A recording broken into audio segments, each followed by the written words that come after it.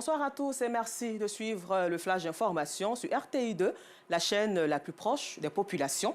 Le carton rouge de ce jour nous enverra à Yamoussoukro, précisément sur la voie menant à Oumé. Aux abords de cette route se trouve le grand marché de Yamoussoukro. Et dans ce marché, il faut le souligner, les vendeurs et vendeuses n'hésitent pas à se poser au bon milieu de la chaussée pour commercer. Cela cause bien évidemment des embouteillages, un phénomène inimaginable dans la capitale politique où toutes les voies ont une allure de boulevard. Les disciplines des vendeurs du marché de Yamoussoukro, un carton rouge de Clément Boko, Gilles Tonien et Dieudonné Siloué à voir dans le 19h30. Et toujours en Côte d'Ivoire, à travers un arrêté interministériel en date du 26 décembre 2024 portant les signatures du ministre du Commerce et de l'Industrie, Souleymane Diarra-Souba, et du ministre des Finances et du Budget, Adama Coulibaly, le gouvernement ivoirien a fixé les nouveaux prix du ciment sur toute l'étendue du territoire. À cet effet, donc, le prix de la tonne de ciment baisse de 7 000 francs CFA.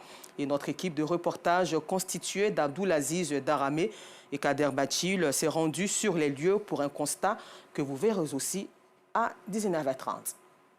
Célibataire et mère de 2 enfants, Karidjatou Dambélé, âgée de 42 ans, souffre du cancer de sein depuis maintenant 2 ans.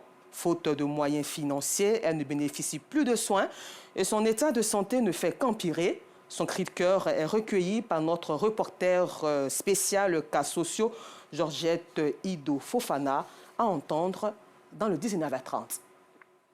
Et pour parler de sécurité routière dans la région du Hambol, sur l'As Boaké-Katsola, les dodanes et bandes rugueuses n'existent plus. Ils ont tous été supprimés.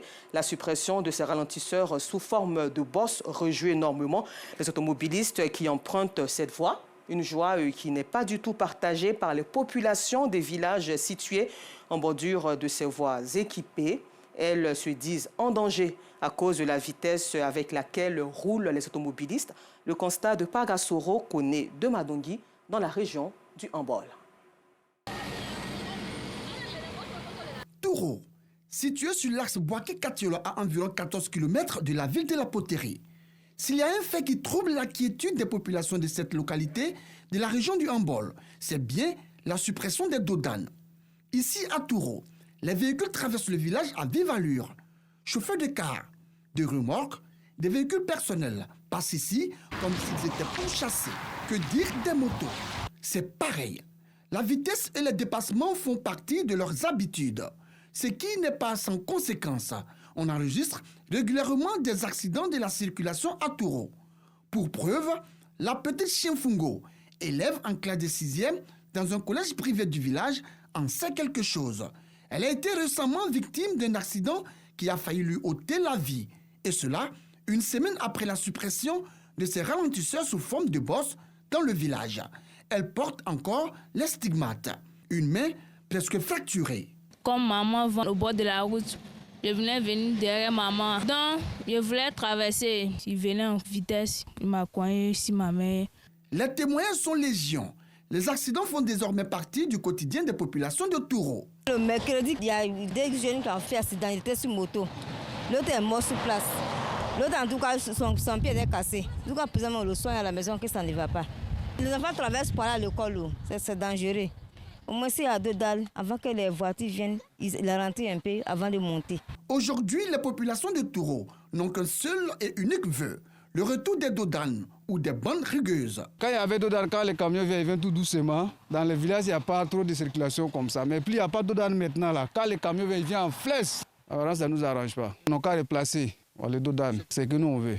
C'est vraiment risqué pour nous, les habitants de ce village et les enfants aussi. On souhaiterait vraiment que les gens viennent replacer encore les bandes rigoureuses là. Pas partout, mais au niveau du village seulement pour sécuriser les enfants du village. Le souhait ardent des populations n'est malheureusement pas partagé par les transporteurs qui se réjouissent de la suppression des dodanes qui, selon eux, atténuaient leur vitesse et occasionnaient des pannes de leurs véhicules. Les dodanes là, ça, quand on monte sur la dodane là, ça fatigue le véhicule presque. Ça nous arrange. Le fait qu'il n'y a pas de temps, mais moins de vitesse. Pour aborder un village, vraiment, il faut qu'il y ait une limitation de vitesse au moins 50. Même si on peut réduire plus que ça même, c'est bon. On ne sait pas à quel moment les gens vont passer. Désormais, sur l'As Boaké-Korogo, Les usagers ne feront plus face aux dos d'âne. Cependant, si leur suppression permet aux automobilistes et transporteurs de vite regagner leurs destinations respectives, la prudence reste de mise, surtout en traversant les villes et villages situés en bordure de ces voies équipées. Prudence, prudence et prudence. Et puis terminons ce flash d'informations hors de nos frontières. En République démocratique du Congo, où après une nuit relativement calme, Goma s'est réveillé ce mardi 28 janvier avec des fortes détonations et des échanges de tirs, notamment dans l'est de la ville. Des habitants de la capitale de la province du Nord Kivu, vivant dans l'angoisse et l'incertitude, ont gagné des camps de déplacés de l'autre côté de la frontière. Cela depuis l'entrée dans plusieurs quartiers des combattants du groupe armé M23, soutenus par les forces rwandaises. À Kinshasa, des manifestants ont attaqué de nombreuses ambassades étrangères. Rendez-vous à 19h30, toujours sur RTI2, mais cette fois-ci pour le temps d'information complet.